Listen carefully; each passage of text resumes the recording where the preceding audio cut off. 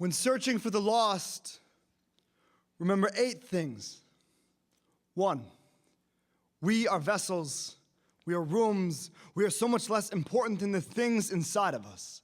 We are circuit boards, swallowing the electricity of life upon birth. It wheels through us for all of our days. In our last moment, it will come rushing from our chests and be given back to the wind. When we die, we go everywhere. 2, Newton said energy is neither created nor destroyed. In the hallways of my old middle school, I can still hear my friend Steven singing his favorite song. In the gymnasium, I can hear the way he dribbled the basketball like it was a mallet and this earth was a xylophone. With an ear to the Atlantic, I can still hear the Titanic's band playing here to sleep. Music. Wind, music, wind. 3, the day my grandfather passed away, there was the strongest wind. I could feel as his gentle hands were blowing away from me. I knew then they'd have to find someone who needed them more than I did. On average, 1.8 people on Earth die every second. There was always a gust of wind somewhere. 4, the day Stephen was murdered, everything that made us love him rushed from his knife wounds. As though his chest were an auditorium, his life an audience, leaving in single file, wandering the earth for days and nights. Every ounce of him has been wrapping itself around this world in a windstorm. I have been looking for him for 9 years. 5, our bodies are nothing more than hosts to a collection of brilliant things. When someone dies, I do not weep over their Polaroids or belongings. I begin to look for the life that has left them. I feel out the strongest breeze and take off running. 6, after 9 years, I found Steven. I passed a basketball court in Boston. The point guard dribbled like he had a stadium roaring in his palms. Wilt Chamberlain pumping through his feet, his hands, flashing like x-rays. A crossover, wraparound, rewinding turntables, cracking open. Cameramen turning flashbulbs to fireworks. 7 games, he never missed a shot. His hands were luminous, pulsing. When I asked him how long he'd been playing, he said 9 years. 7, the theory of 6 degrees of separation was never meant to see how many people we could find. It was a set of directions for how to find the people we have lost. I found your voice, Stephen. Found it in a young boy in Michigan who was always singing, his lungs flapping like sails. I found your smile in Australia, a young girl's teeth shining like the opera house in your neck. I found your one true love come to life on the asphalt of Boston 8. We are not created or destroyed. We are constantly transferred, shifted, and renewed. Everything we are is given to us. Death does not come when a body is too exhausted to live. Death comes because the brilliance inside of us can only be contained for so long. We do not die. We pass on the life burning through our throats. When you leave me, I will not cry for you. I will run into the strongest wind I can find and welcome you home.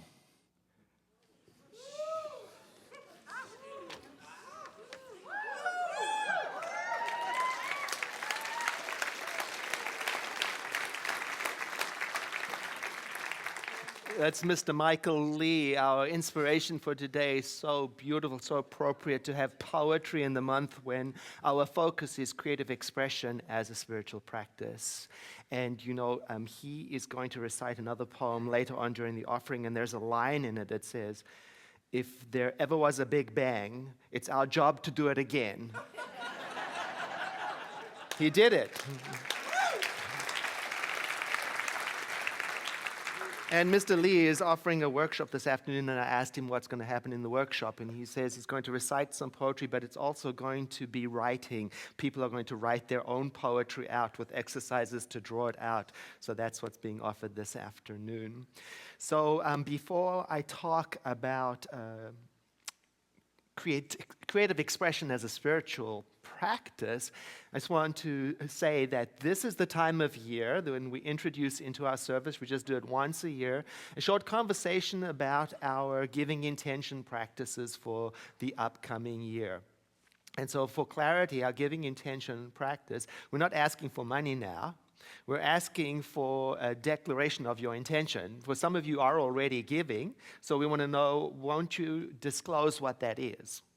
So that when you put that on a form, we can use that information to be good stewards and then plan around it. No matter what the amount is, just tell us what that is, and then we use that to plan very well. It's a very good system for good stewardship. And if you've got any questions about it, if you want to continue your auto program or start one, or you want to know how it works, we have a team of people outside. They're called the Giving Intention Team.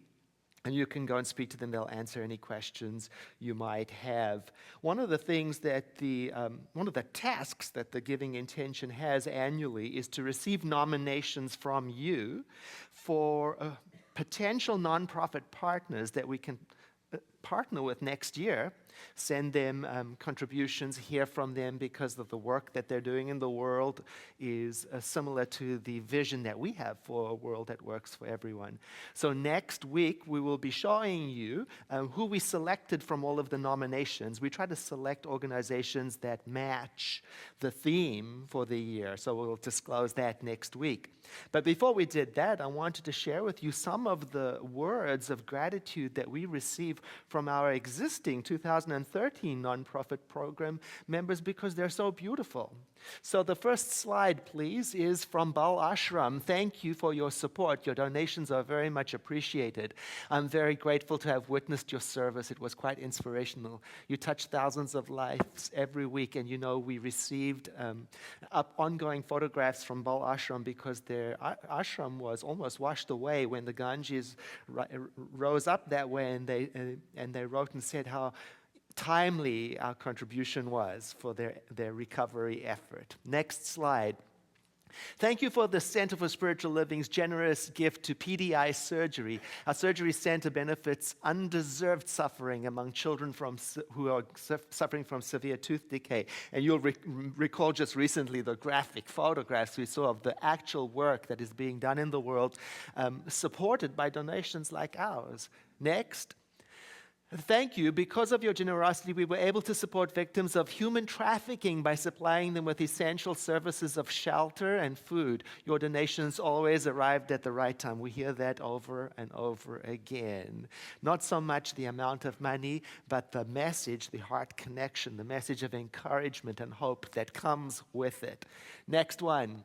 On behalf of the Earl Baum Center, I want to thank you. Now, we get a letter every single week from the Earl Baum Center. Every single week. It is so heartening to receive that gratitude. We don't practice for the gratitude, but when it comes, so beautiful. Next one. Thank you so much. We are thrilled to be named as one of the Center's nonprofit partners. This is from the launching pad, and we're going to be hearing from them next week. They are going to be featured next week. Next one. How wonderful. I am truly humbled and grateful by your continuance of our work in Cambodia. You'll remember Dr. David Alt came and he told about the amazing work the Khmer Foundation is doing, and we are part of that now. So this is just a sample of the gratitude that we receive on an ongoing basis, and I share it with you because part of our function as the Giving Intention team is to reconnect us with the heart of why we support the center, what we're doing in the world. Another one of the functions we have as a team is to set the theme for next year. So we select the speakers, the topics, and make sure you've got recommended books. So this next year's theme is going to be a year of, the power of spiritual living, because we thought this is a natural outgrowth from this year's theme. Practice, practice, practice. What happens when you practice? Power. So we're all about power, and we've selected topics that have to do with power and books that have the word power in it. And we also have presented you with a quick summary of all of the topics. So if you want to look ahead, you can pick up this blue sheet in the social hall on your way out. And for those of you who like to stay on the same page all year, we have a calendar for 2014 that has each topic and the affirmation, so you can literally stay on the same page. And I don't mind saying that my cat Andrew is featured right there.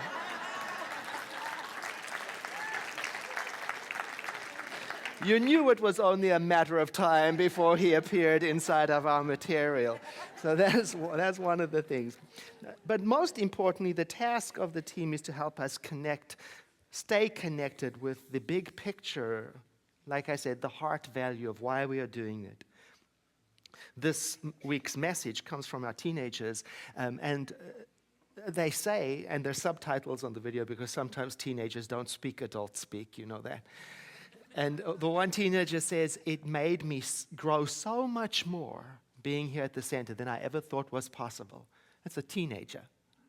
Another one said, tells the story about how his parents, after he was born in the hospital, the parents brought him here first before they went home. And he said, "I must love the center so much because I came here first." And he also says that he cannot imagine his life being so happy with his life without the teachings of the center. That's a teenager.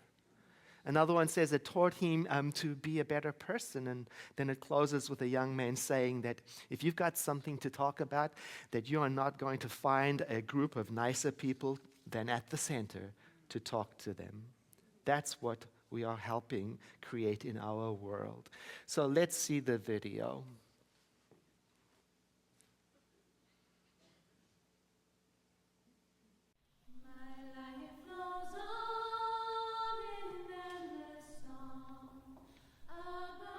I really like Teen Group because it has made me grow so much more than I ever thought possible. And I really like camp, which is made possible for me to go through Teen Group because it's a life-changing experience where you grow and you watch all your friends grow and people you don't know grow, and it's just, really nice. I am Sam McCurry, and I really like the center so much that I came here before I went home. When I was born, my parents brought me to the center, and then I went home. Yeah, I like the center because you really get to know a lot of people. It's really community-based. Camp is involved because of Teen Group, and that is like the biggest thing in my life is camp and going there and knowing all of these incredible people who I see once a year. I really think it's fantastic because there's all these fantastic people here and lots of love And if it weren't for Teen Group or the center or his teaching, I would not be able to be so happy with my life. I don't know, it's really helped me grow a lot as a person and changed how I view the world. I'm Ellie, I'm 14, and Teen Group is, I've only been here, I haven't really done anything else, and I haven't really been here that long, but I've been here long enough to know that there's a lot of great people, and you can just definitely be yourself and be open, and people are going to be there to support you and help you through anything and everything. Alright, the center's cool because it's full of really nice people, and if you want to talk about something, you're never going to find a group of nicer people.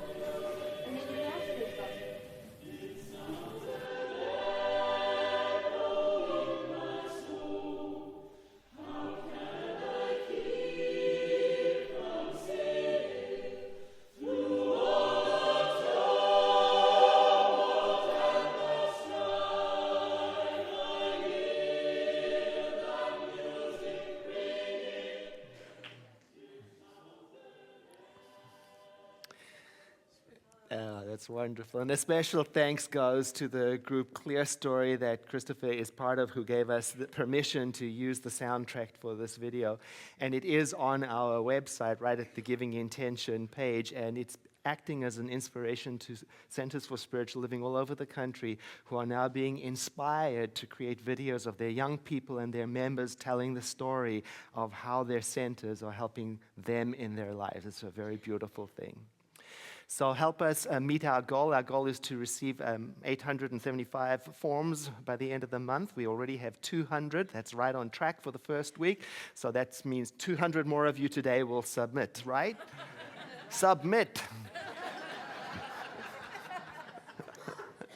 All right, so let us talk about creative expression as a spiritual practice. And it worked so well for me to bring my points last week, kept me on track. So I brought more points this week to keep on track. So may we have the first point, please? Won't you read it with me? The first time you stretch beyond your comfort zone, the results may not be immediately what you expected or wanted. So don't give up. Right. Next, please. It's not that you have no creative energy, it's just that you might be using it in a reactive way. don't you know? Next, those things, together. Those things you think are your weaknesses may be your strengths, and they may be the key to your creative expression. Don't you want to know what that's about? Right? We're going to get there. Next, to express more creatively, try reducing the number of activities and people in your life who drain your energy. Yeah, exactly, right? Unless, of course, you're the one who is the drain. Because there's that side of it too. We just got to be real about it. Could be you. Could be you. So the book that we are using to guide ourselves through this is quite a change of pace from chanting all of last month. The book we are using to guide us through this is this artist manual, Walking in This World, Julia Cameron. And it's disguised as an artist manual, but what it really is a spiritual manual. It's about living a spiritual life. That's what it is. It's incredible. I mean, you can see I've just marked it all to like crazy because it's so powerful. And this week we're in the chapter that is developing a sense of personal territory. The territory, the place where you're free to roam.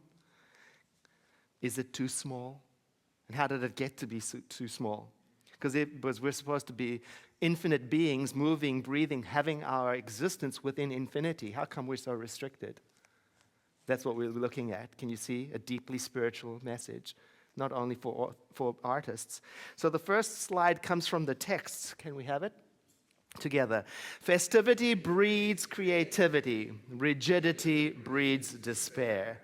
When our high spirits are straitjacketed in the name of virtue or discipline, the vital and youthful spark in us that enjoys adventure and invention begins to flicker like a flame in a draft. Rigidity, conformity, control, inflexibility. These are good things. They all have their place, like in synchronized swimming. I was thinking about that. I was in the Air Force, and one of probably the only thing I loved about being in the Air Force, to tell the truth, was marching. I loved marching. I loved it because I realized that there was something so amazing when individuality yields to something larger, and that movement of moving is just beautiful. And yet there are times when we have to be completely free from rigidity and control and inflexibility so that we can soar, so that which is within us can come out and do what it's supposed to do in the world. And it's not always the world that straitjackets us. Sometimes it's ourselves. Sometimes our straitjacket experience comes from our own internal inflexibility, when we are too loyal to our tastes and our preferences and the road we have traveled and we are familiar with, and we refuse to budge. It's not that there isn't wider territory, we just do not go there. I love to tell the story of my friend. I probably told it too many times, but here it is again.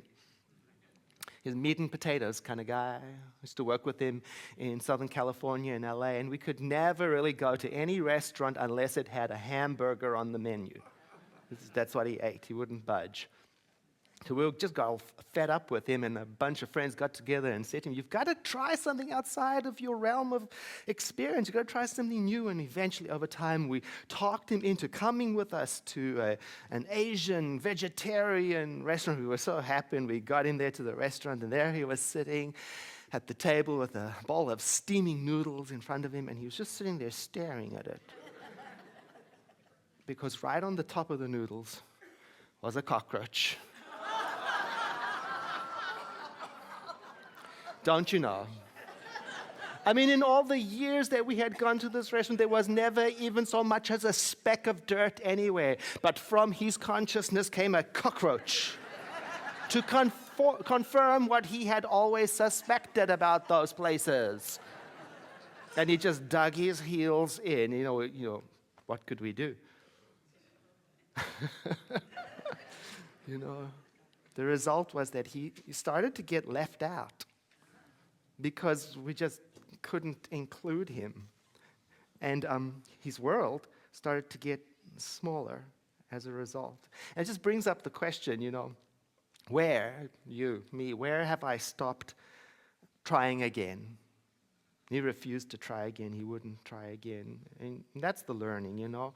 The first time you stretch out of your comfort zone, you may not see immediate results and may not be exactly the way you expected. It might be a cockroach. And your own consciousness may be the strongest contender for the reason for staying where you are. It's a tender place. So don't give up. Festivity, it says, breeds creativity. Let's see the next slide. Together, creativity responds to nourishment and warmth. And if we are forbidden to be childlike, told perhaps that it is childish or selfish, if we are urged to be too sensible, our considerable energy is channeled into resistances and over time solidified into a hard to penetrate shell of feigned indifference. In other words, it's going to come out one way or the other. Just sometimes the way it comes out is not the best use. That's from last week. Remember? One of the topics was creativity is not an option. It's just how is it coming out? My grandmother used to be responsible for after-school care for us children, and I shared with you last week I was a very curious child. I mean curious in the meaning of strange. Always crazy, so much energy, wanting to turn the house into a castle, running around, dressing up, going nuts, breaking things, reading. And she was so good to me. She loved me so much tolerance, but even she could not keep up with it.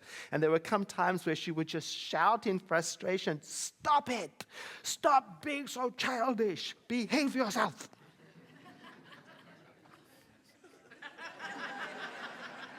And it had the effect on me that it often has on us as adults when our creativity is told to shut up and thwarted. That incredible power doesn't go away. It just looks for another outlet. And that's what I would do with her. I would look for ways to work around her, to frustrate her, to be passive-aggressive, because I wasn't going to quit expressing.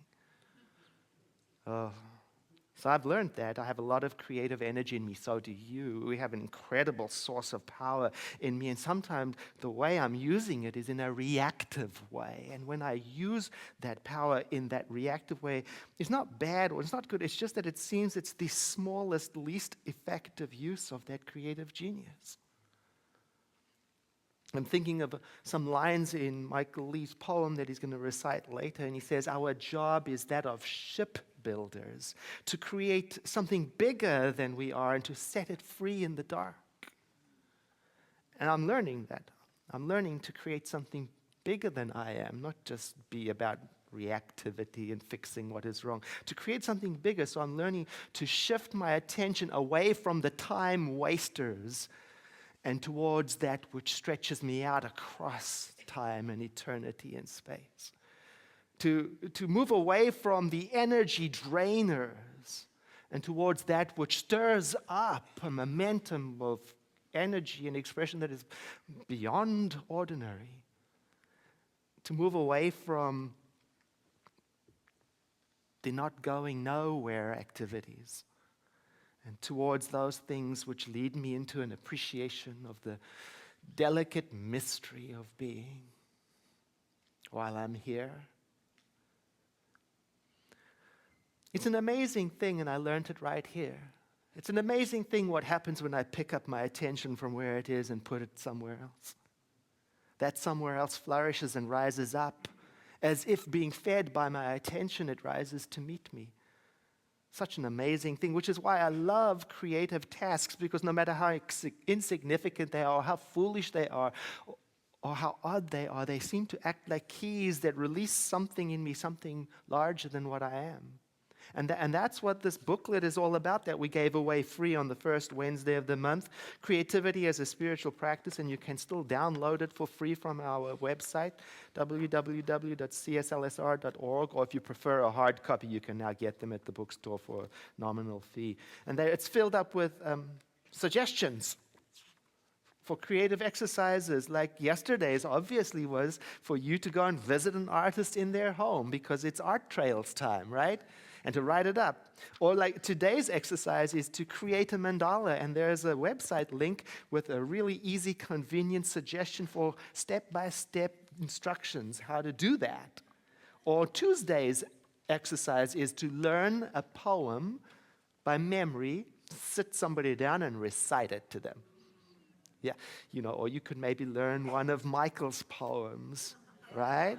Yeah, and recite that just like he does. No, just like you do. Small creative endeavors, so powerful in that they unlock something beautiful, something mysterious, something wise, something ridiculous, something whimsical, something magnificent, something curious, something inventive. And it is my opinion that in that released splendor are the answers to many of the challenges that our country is facing, that our species is facing, that our planet is facing. Right in that. It's in there.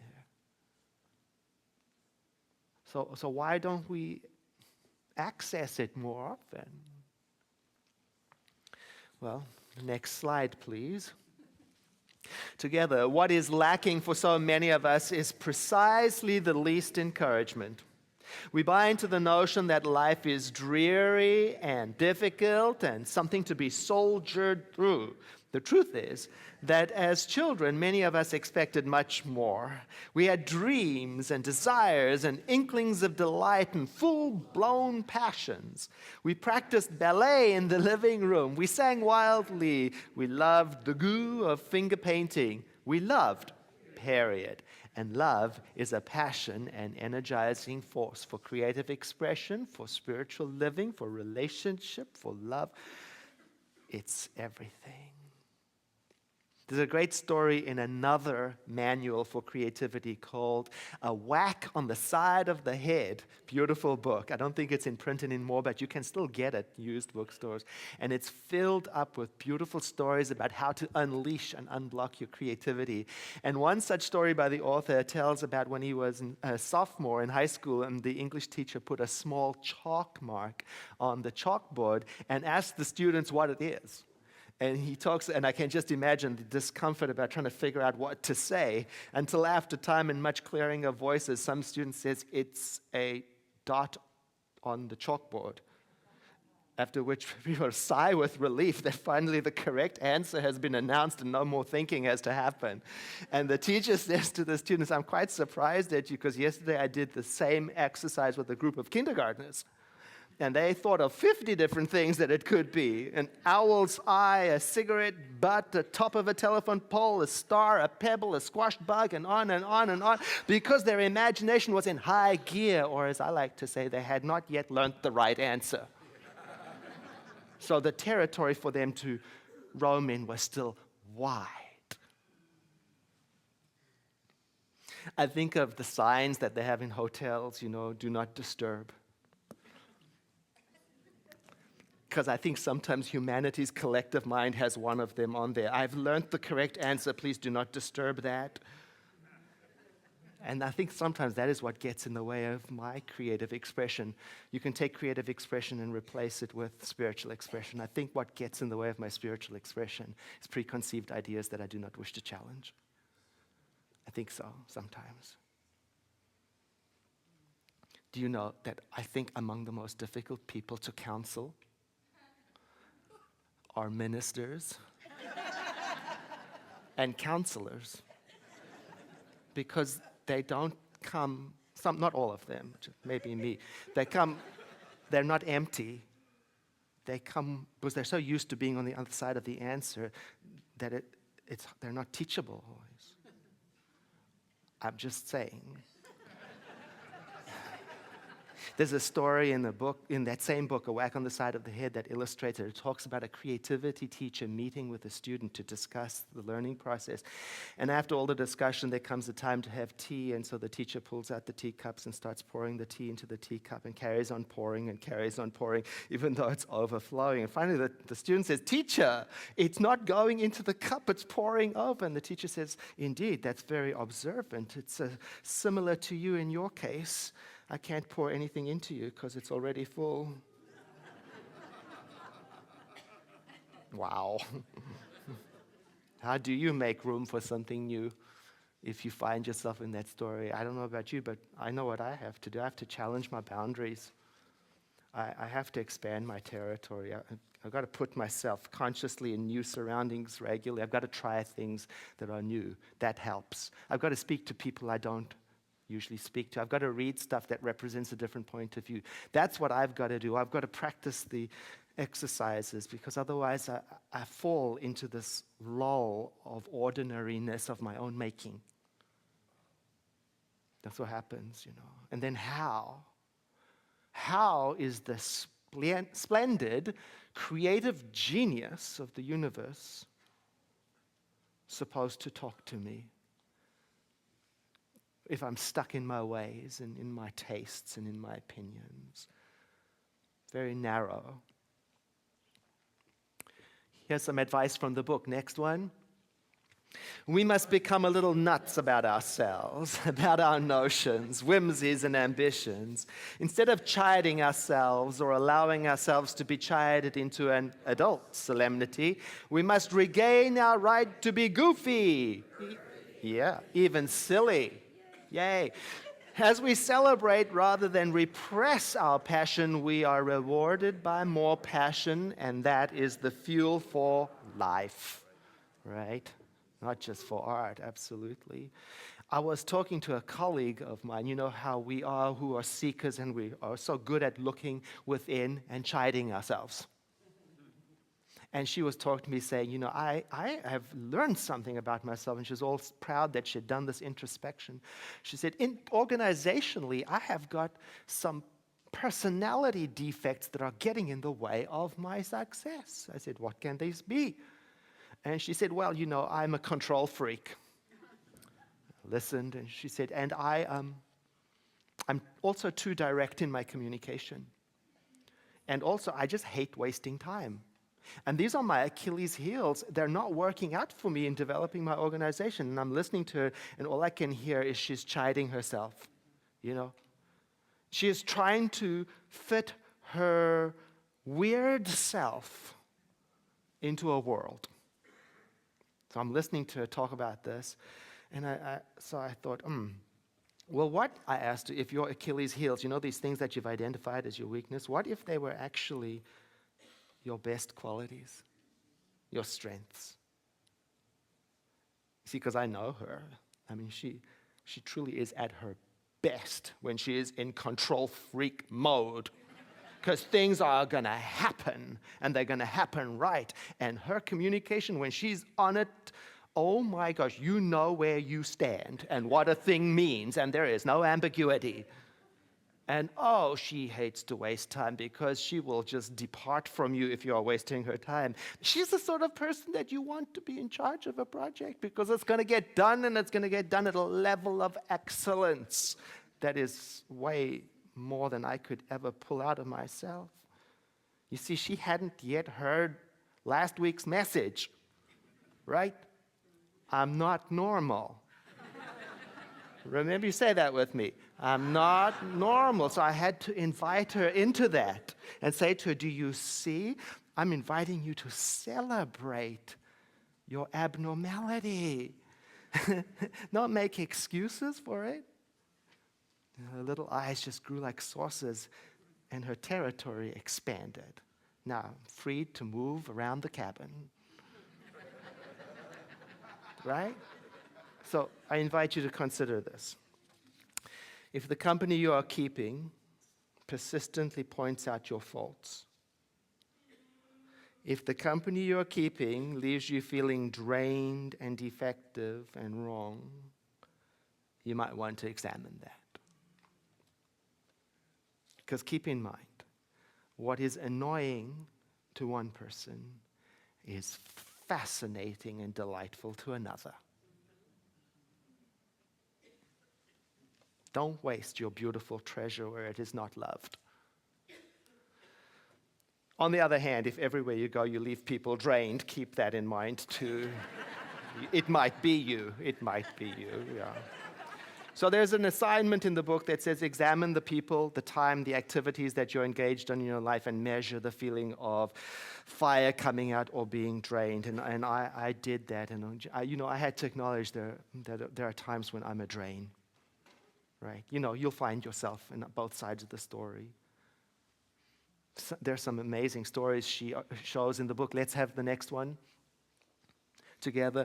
A woman writer married to an omnivorously needy partner was astounded to discover that after her divorce, both her creative energy and her sexual energy came springing back to life like a lioness waking up after years of medication and depression from living in a too small cage. Wow.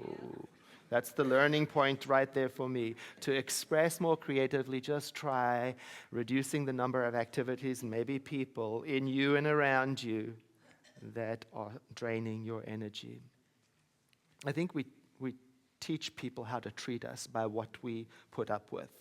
And sometimes what we put up with is because we have not yet become clear on what is in us. And so we are learning what is in us. At the center, we say what is in us. Every one of us is a creative genius, and that's the heart of who we are.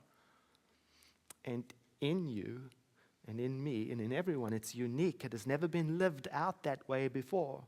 And in us, it is responsible for our dreams and our visions, and it is also responsible for our yearning, because it's constantly desiring to express something that has never been expressed before. And we think of that creative genius as the energy of divinity itself. And we think it is worthy of courting and releasing into the wild through you.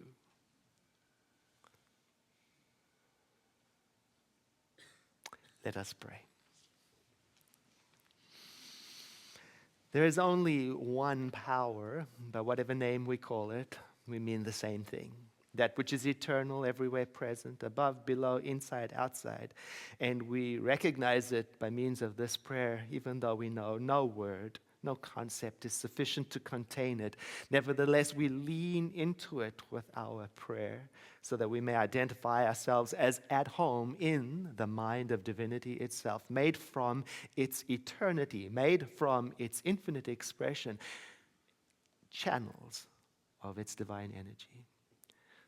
With that in mind, we declare in this moment our openness to be such a loving channel of this divine creative energy for the upliftment of all of creation, so that we may take our place in the community of beings to help contribute to a world that works for everyone. And we celebrate this. We give thanks for it. Having remembered the truth of our being, we are set free. And together we say, and so it is. And I invite you to breathe in, sigh. And with that, we make a transition to that time of our service where we share. When the ushers move among us quietly, we will be hearing from our resident poet, Michael Lee. So I invite you to participate afterwards in the giving intention. Ushers, please receive the gift. Michael.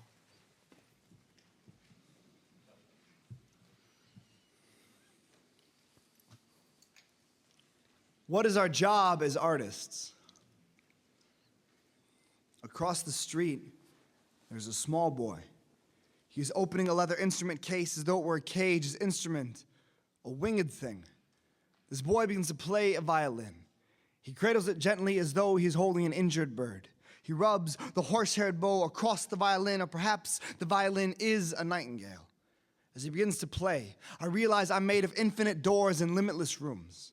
I feel one locked deep inside of me swing open. A poem falls to the floor. It rises upwards like an undressing in reverse. His bow is tethered to the poem. With each draw, I feel as the words are pulled closer and closer to my hands. In that moment, I realized that this poem was his song. I would release this moment to an audience of strangers like a ship out to sea. It will return, but I will not know it is mine. Our job is that of shipbuilders, to create something bigger than we are and set it free into the dark. A crowd is an endless ocean, teeming and built for the transmuting. If you follow the path of Beethoven's Sixth Symphony to its root, you will find a single bird. Between that bird and Beethoven, there are 3 children jumping rope. The whir of the string sings to the forest. Watching them is a branched choir of nightingales. They inhale and rewrite the children's game. Beneath the amethyst light of dawn, an old woman looks on and sits beneath her loom to capture that song in thread. Her daughter, a harpist, begins weaving a tower of sound. At the top of it, a painter hurls himself into a canvas as though a window is framed. A piano plummeting to the concrete below. It spills into a field of notes for Beethoven to collect one by one by one. Each moment is impossible without the one that came before it. And so it is also true of art.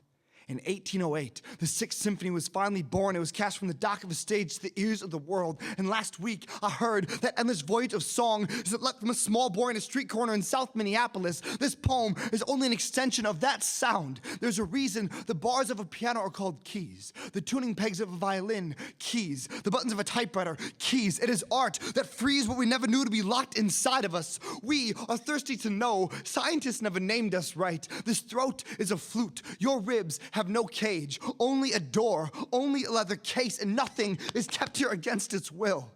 If there ever was a Big Bang, it is our job to be it again. Our job is to be an abstinent revolver, the opposite of a gravedigger, to be a hill of archers, unstringing their bows in unison like a flood of wings that backwards twang as they realize they were meant to be musicians. Our job is to look up, to feel something come alive in our hands. Our job is setting something free. Thank you.